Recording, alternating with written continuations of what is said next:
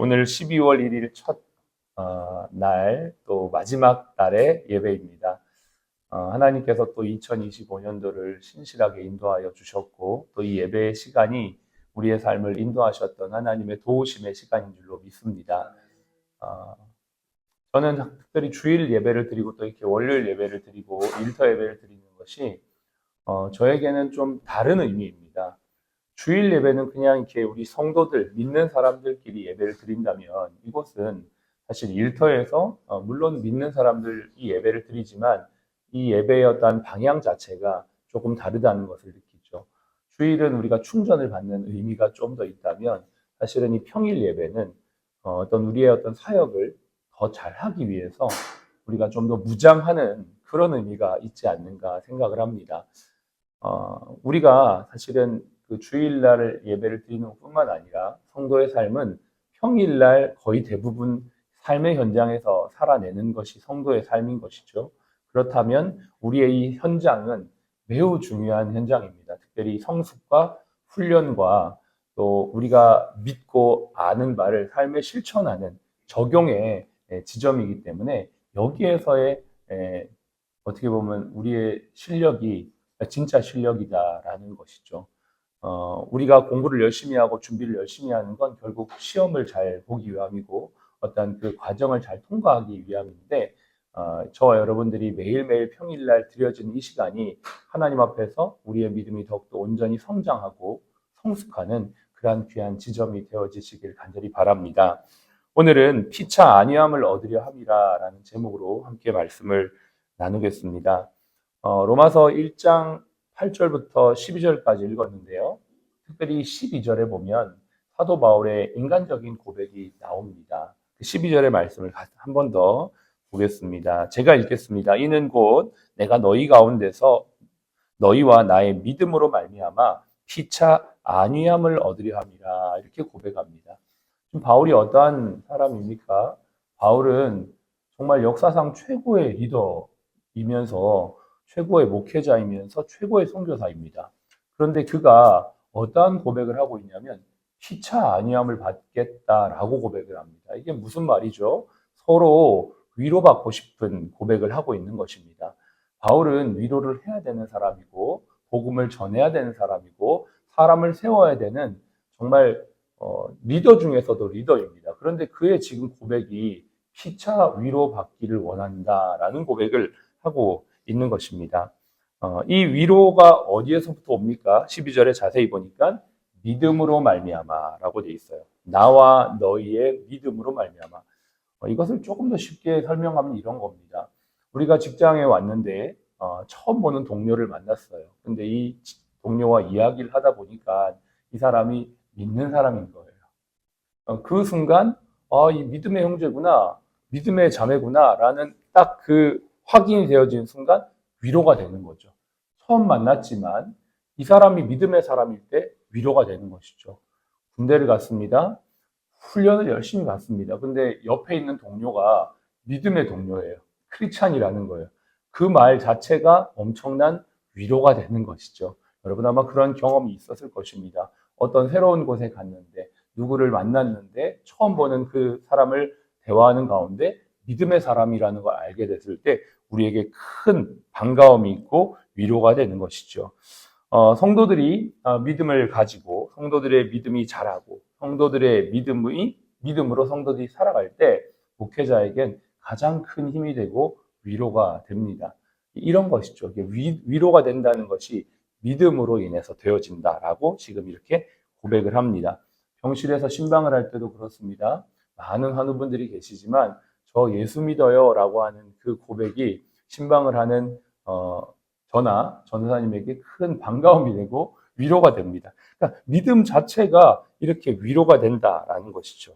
이 말씀은 8절부터 12절의 말씀은 건강한 관계, 어떻게 하면 위로가 되는 공동체가 될 수 있을까를 우리에게 말씀해 주면서 믿음의 공동체는 일방통행이 아니라 쌍방통행이라는 것을 알려주고 있습니다. 리더가 위로하듯이 리더에게도 위로가 필요하다는 것을 말해주고 있습니다. 그래서 우리는 서로 위로하고 위로받으며 자라간다라는 것을 알려주고 있는 것이죠. 우리가 위로받고 함께 위로하는 관계가 되기 위해서 어떻게 해야 될까요? 8절부터 우리가 읽었는데요. 8절에 보니까 이렇게 고백합니다. 먼저 내가 예수 그리스도로 말미암아 너희 모든 사람에 관하여 내 하나님께 감사함은 너희의 믿음이 온 세상에 전파됨이라. 이렇게 말하고 있죠. 지금 바울은 성도들의 믿음으로 인해 감사하고 또 그 믿음으로 인하여 많은 복음의 역사가 일어난 것을 칭찬하며 인정하고 있습니다. 위로받고 또 위로를 주는 관계가 되려면 감사와 인정이 있어야 되죠. 우리가 한 해 동안도 함께 우리 수고한 우리 가족들에게 감사하고 위로할 수 있는 또 그의 수고와 섬김을 인정해 줄 수 있는 우리 가족이 되어지기를 바랍니다. 한 해를 마무리하면서 그냥 마무리하지 말고 수고한 남편과 아내, 자녀들에게 그의 수고에 대한 감사, 또 그 수고에 대한 인정으로 통해 그것이 위로가 되어지길 바랍니다. 또 우리 교회 공동체 안에서 수고한 우리 모든 성도들에게 대한 감사와 위로가 있기를 바랍니다. 우리 목사님에게 감사를 표현하고 함께 수고한 성도들에게 그 헌신을 인정해 줄 수 있는 그러한 모습들이 우리 공동체 가운데, 교회 공동체 안에 있기를 바랍니다. 또 우리 직장 공동체 안에서 함께 수고한 우리 동료들의 수고에 대한 감사와 그 수고로 인한 변화를 인정하는 것으로 우리가 서로 위로하고 위로를 줄 수 있는 공동체가 되시길 바랍니다. 저희가 한 해를 마무리하면서 교회에서 어저께 광고를 했는데요. 마지막 주일날 성도들이 함께 자그마한 선물과 엽서를 준비해서 그 선물을 나누는 시간을 갖습니다. 그 선물은 랜덤으로 뽑는 것이죠. 그러나 그 선물을 받는 사람의 마음에는 서로에게 대한 감사와 그 수고와 헌신에 대한 인정으로 인해 위로가 되는 것입니다. 이러한 어떤 작은 선물을 가족 안에서, 교회 공동체 안에서, 직장 공동체 안에서 나눌 수 있는 저와 여러분들이 되었으면 좋겠고요. 두 번째는 나누어주고 세워주는 관계가 될 때 위로가 되는 것이죠. 우리 11절을 보십시오. 11절 같이 함께 읽겠습니다. 내가 너희 보기를 간절히 원하는 것은 어떤 신령한 은사를 너희에게 나누어 주어 너희를 견고하게 하려 함이라. 사도 바울은 영적인 은사를 나누어 주어서 결국 견고하게 한다라는 것입니다.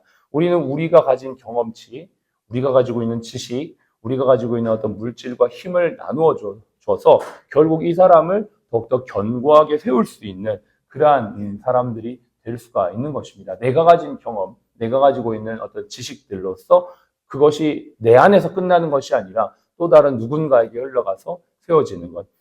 여러분 이렇게 성탄절이 되면 이렇게 트리가 이렇게 세팅이 되고 아름답게 이제 준비가 되는데요. 저는 이러한 것들을 보면서 전사님이 가지고 있는 은사가 이렇게 아름답게 공동체를 세워가는 그런 모습들로 보게 됩니다. 우리 누군가 가지고 있는 각자의 은사와 달란트가 있을 텐데 그것들을 나누고 섬김으로 말미암아 공동체를 세워가는 그러한 아름다운 모습이 우리 가운데 계속되어지는 것 참으로 기쁘고 은혜가 되는 것이죠. 12절에 보니까요. 우리가 오늘 이제 마지막 함께 나누고 싶은 것은 피차 아니하는 관계입니다. 이 피차 아니라는 것은 서로가 서로를 위로한다라는 것입니다. 바울이 리더이기 때문에 리더가 다 위로하고 격려하는 것만이 아니라 서로가 함께 위로하는 것이죠. 작고 연약한 믿음이라도 누군가에게는 큰 위로가 됩니다. 제가 설교문을 이렇게 좀 정리를 하고 이것을 유튜브에다가 올리고 또 영상도 올리고 하는데요. 그 설교 본문을 제가 이제 우리 영상을 찍는 순아 씨에게 보냅니다. 근데 어느 날 제가 설교 본문을 보내면 그냥 이제 그전엔 그냥 이렇게 왔다 갔다 했어요. 순아 씨 전에 이제 리더가 맡았을 때는 왔다 갔다 했는데 어느 날 그 내용을 보냈는데 아멘 이렇게 답장을 다는 거예요. 저는 그 작은 답장이 굉장히 위로가 되었습니다. 왜냐하면 순아 씨가 우리 병원에 와서 같이 예배드리면서 지금 믿음이 어떻게 성장하고 있는지 제가 잘 모르겠지만 그래도 제가 보기에는 조금씩 매일매일 말씀을 들으면서 믿음이 생겨나고 있고 자라가고 있다라는 것이 아멘이라고 하는 반응을 통해서 저는 확인됐다라고 생각을 하거든요. 물론 관습적으로 습관적으로 할 수는 있지만 저는 그렇게 생각합니다. 성경에도 보면 누구도 성령이 아니고서는 예수를 주라고 고백할 수 없다고 했는데 그 작고 어떻게 보면 참 단순한 고백일 수 있지만 그것이 저에게는 큰 위로가 되었습니다. 이런 것들이 이제 피차 아니하는 모습 아니겠습니까? 리더가 무조건 위로를 해야 되는 것만은 아니에요. 리더도 위로가 필요한 존재입니다. 요걸 조금 더 구체적으로 우리가 생각을 해보면 단순히 말로 하는 위로도 위로이지만 좀 더 나아가면 우리가 함께 하는 것이 위로가 된다는 것입니다. 저는 이 아침에 함께 이렇게 예배를 드리는 분들, 제 개인적으로 굉장히 사실 위로가 됩니다. 어떤 의미냐? 아무래도 예배를 드릴 때 많은 직원들이 사모하는 마음으로 아마 병원장님도 비슷한 고백을 하셨던 것 같아요. 함께 있는 이 시간이 그냥 그것 자체로 함께 있는 것 자체가 위로가 된다는 것이죠. 힘이 된다는 것이죠. 그리고 오늘도 이렇게 우리 이선영 우리 성도님 어저께도 예배 오셨는데 우리 언니가 왔어요. 평소 같으면은 안 오죠. 올 이유가 없죠. 근데 동생이 병원에 입원했는데 동생과 함께 예배를 드리는 것 자체가 동생에게 위로가 되는 것이죠. 누군가가 함께 있다는 것 자체는 굉장한 위로입니다.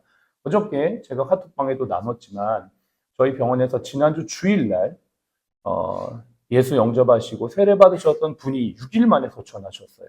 토요일날 소천하셨고 엊그저께 토요일날 소천하셨고 연락을 받았습니다. 저희 병원에서 예수 영접하고 세례를 받으셨기 때문에 이분은 우리가 책임을 져야 된다라는 마음이 당연히 있는 것이죠. 그래서 정말 갑자기 돌아가신 그 아버님의 소천 때문에 가족들은 다 솔직히 멘붕에 있는 상태인데 저희가 와서 위로 예배 드려드리고 입관 예배 함께 드려드렸습니다. 무엇이 위로일까? 이 병원에서 예수 믿고 세례 받고 축하드립니다. 이게 끝 이게 아니고 그분의 마지막 천국 가는 길까지도 함께 할 수 있는 것이 우리가 할 수 있는 위로라고 믿습니다. 여러분이 동료들로서 함께 일을 할 때에 우리가 서로 돕는다라고 하지만 우리가 말로 하는 것보다 함께 옆에 그 자리를 지켜줄 수 있는 그러한 자가 되었으면 좋겠고요. 저 개인적으로도 사실 제가 아침에 제일 먼저 병원에 오려고 하는 이유는 그런 게 있는 것 같아요. 제가 청년 때 교회를 가면 목사님이 항상 계셨어요. 그러면은 그냥 목사님이 계시는 것 자체가 위로가 되었어요. 교회 가면 목사님 계신다는 생각이 딱 있기 때문에 저는 사실 그런 마음으로 아침에 가장 먼저 옵니다. 그리고 여기에 항상 앉아 있으려고 합니다. 그래도 누군가는 이 자리에 앉아서 이 자리를 지킨다는 것을 성도들이 우리 직원들이 느낄 때 누군가는 함께 기도하고 있구나라고 하는 그것이 위로가 될 줄로 믿습니다. 저와 여러분들이 그러한 자들이 되시기를 바랍니다. 또 마지막으로 위로하는 공동체는 리더도 위로를 받는 공동체입니다. 얼마 전에 저희 아버님이 제 아버지가 생신이셨어요. 그런데 저희 둘째 아들이 할아버지 생신이시니까 선물을 해드리고 싶다고 하는 거예요. 그 전주에 얘가 아르바이트를 해서 아르바이트 일당을 20만 원을 받아왔습니다. 와, 엄청 많이 받았죠. 근데 일이 엄청 빡셌어요. 아침 8시부터 밤 10시까지 그 행사 보조하는 일이었는데, 어우, 빡세더라고요. 근데 그걸 받아가지고 할아버지한테 선물을 사드린 거예요. 손자가 이제 중학교 3학년 학생이 그 80대신 할아버지한테 선물을 사드린 거예요. 어떻게 보면 할아버지가 줘야 되는 입장이죠. 늘 할아버지는 주는 입장이고 손자는 받는 입장인데 역으로 손자가 선물을 드렸는데 제 아버지가 요즘에 그것만 입고 다니세요. 패딩 옷이 없어서 아니에요. 어떤 의미가 있는 줄 아시겠죠? 그게 위로가 됐다는 거예요. 리더도 위로가 필요합니다. 지난주 우리 금요일 날 우종훈 원장님 마지막 환송식을 했습니다. 저는 큰 위로가 됐을 거라고 믿습니다. 병원의 의사는 리더의 위치입니다. 그러나 함께 일하는 동료들이 그분을 인정해드리고 위로해드리고 축하해드리는 것 자체가 그분의 마지막 가는 길에 큰 위로가 되지 않았을까? 저는 그런 걸 보면서 우리 직원 동료들의 모습이 너무나 멋졌고 감사했고 이러한 모습이 우리 병원이 더욱더 구체적으로 나가야 될 모습이다라는 생각을 하게 되었습니다. 여러분 오늘 바울이 서두에 자신의 개인적인 감정을 담아서 너희 피차 너희 때문에 내가 위로를 받는다 이렇게 고백을 합니다. 저는 2026년도에 우리가 서로 위로하는 그런 공동체가 되었으면 좋겠어요.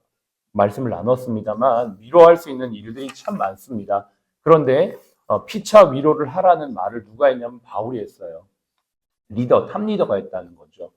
우리 병원에 탑리더들이 계십니다. 병원장님 비롯하여 운영원장님, 또 여러 우리 병원의 원장님들, 이분들을 우리가 좀 더 생각할 수 있는 시간이 되면 어떨까 생각을 합니다. 여러분, 우리가 당연히 위로를 받아야 됩니다. 우리 직원들이 위로를 받아야 됩니다. 당연히 위로를 하고 그런 마음이 있습니다. 그러나 우리는 리더를 잊어서는 안 된다는 것을 기억하시면서 우리 모두가 서로 피차 위로할 수 있는 그런 아름다운 공동체로 세워져 가시기를 2020년도 그렇게 되면 정말 우리를 통해 더 놀라운 일들이 일어나게 될 줄로 믿습니다. 기도하겠습니다.